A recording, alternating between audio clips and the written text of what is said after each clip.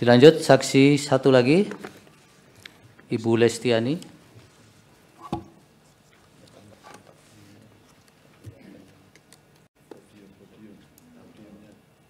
Podiumnya di petugasnya mana?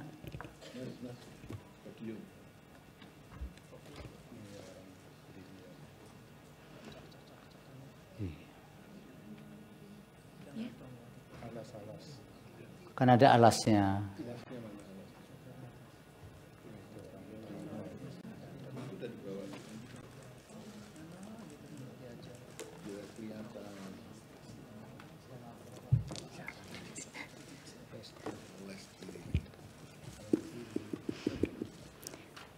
Yang mulia, Majelis Hakim Mahkamah Konstitusi yang saya hormati,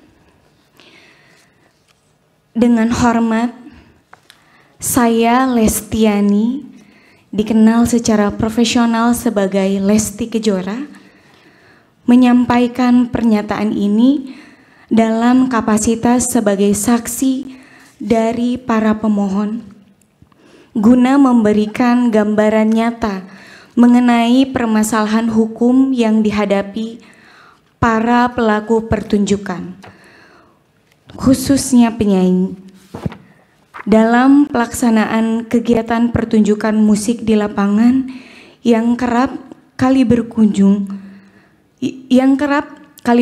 pada ancaman pidana dan gugatan perdata karena multi tafsirnya ketentuan Undang-Undang Hak Cipta.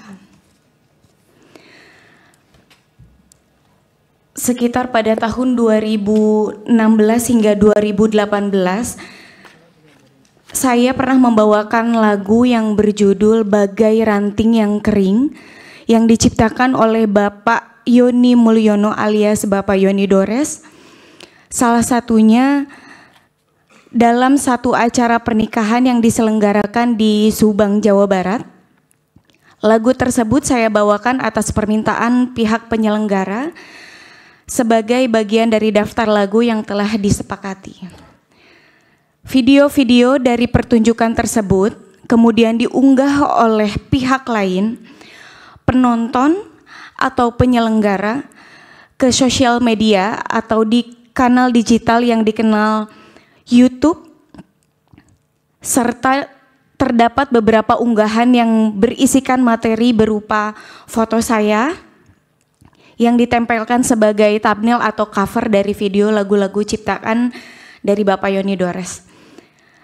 Saya dan pihak manajemen tidak mengetahui atau menyetujui proses unggahan tersebut maupun elemen visual yang digunakan oleh pihak lain.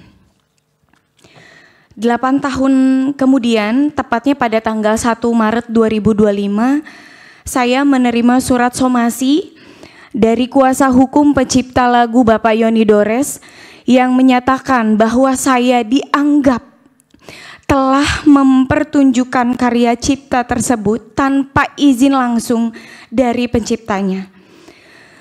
Di dalam surat somasi tersebut, saya bahkan dituding telah melakukan pelanggaran ketentuan pidana dalam Undang-Undang Nomor 28 Tahun 2014 tentang hak cipta. Tidak berhenti sampai di situ, pada tanggal 18 Mei 2025, saya mendapatkan informasi bahwa Bapak Yoni Dores secara resmi telah membuat laporan polisi terhadap diri saya ke Polda Metro Jaya dengan tuduhan melakukan pelanggaran hak cipta atas penggunaan lagu ciptaannya tanpa izin. Hal ini menimbulkan perspektif negatif terhadap diri saya, karena dengan adanya laporan tersebut, saya seakan-akan telah melakukan pelanggaran terhadap Undang-Undang Hak Cipta, sekaligus menunjukkan kegamangan norma hukum terhadap pelaku pertunjukan seperti saya. Saya sebagai penyanyi profesional, saya rutin diundang untuk tampil di berbagai acara, pernikahan, konser, pertunjukan panggung, dan kegiatan publik lainnya. Dalam praktiknya, daftar lagu yang saya bawakan selalu disusun atas permintaan dari klien atau pihak penyelenggara acara.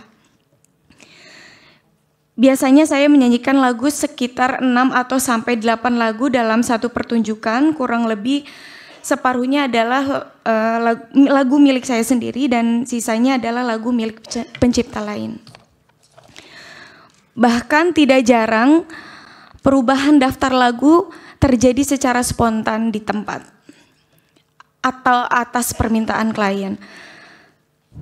Pentingnya untuk saya tegaskan bahwa saya tidak pernah mengurus langsung perizinan atau pembayaran royalti atas lagu-lagu yang dibawakan, karena saya sebagai penyanyi profesional, saya hanya menjalankan tugas untuk memberikan jasa tampil atau pertunjukan sesuai kesepakatan dengan pihak yang mengundang saya. Sebagai penyanyi, saya tidak memiliki akses maupun kapasitas untuk mengetahui variabel-variabel komersil yang menjadi dasar perhitungan royalti seperti jumlah penonton, harga tiket, atau skala dan kategori acara sebagai yang dipersyaratkan dalam sistem lisensi yang berlaku menurut peraturan perundang-undangan. Somasi yang saya terima disertakan laporan pidana yang dibuat oleh pencipta lagu merupakan bentuk nyata dari kekaburan norma dan ketidakseimbangan posisi hukum antara pencipta lagu dan pelaku pertunjukan.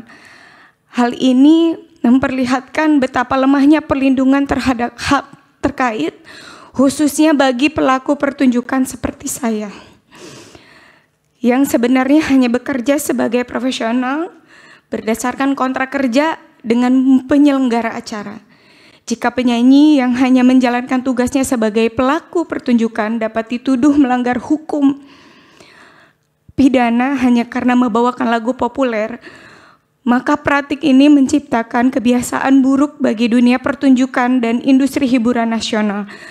Bahkan dalam kondisi di mana lagu dibawakan secara sah tanpa eksploitasi ekonomi pribadi atas lagu tersebut. Ancaman pidana tetap dapat digunakan secara sepihak oleh pencipta. Dan bahkan sampai saat ini, izin yang mulia, saya masih digantung sebagai terlapor dan itu sangat berdampak negatif sekali kepada saya selaku. Ini tambahan ya? Betul Pak, ini tambahan, izin sekali Pak. Saya juga ingin kejelasan.